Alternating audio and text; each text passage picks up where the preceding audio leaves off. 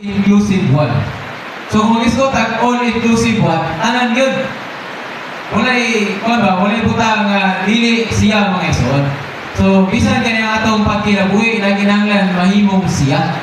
So sa MR, maayo kayo kay isgutan na si Kristo na ginunta ang tanan. No, bisan ang atong kalanon, si Kristo na ginunta mga ison. For us to become or for us to have a healthy life mga ison, na kinahanglan ta kanunay mukhaon o Kristo. But pero na kinahanglan siyang balance. Na kinahanglan siyang balansi.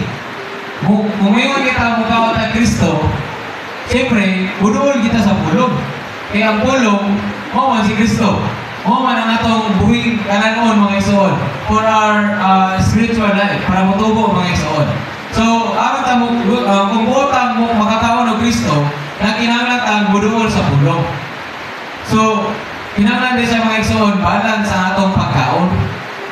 Dili lang kay puro lang po, sige na lang po o kanang basa o Biblia. Dili, wala na kaon-kaon physically. Dili na po na siya pwede mga isuon. Na kinahanglan din siya mabalance mga isuon. Okay, kasi matinuod itong ingon nila ba nga makabuang gina ang Biblia. Alangan di mabuang nga, wala may kaon-kaon, sige na lang magbasa ang Biblia. Matulong yun, mabuang yun. So, dili siya pwede. Kinahanglan balance mga isuon. Kinahanglan matabo basa sa pulong, kaya ang pulong, mama na itong spiritual food. Kinahanglan punta mukaon sa physical na kalanon for our physical life.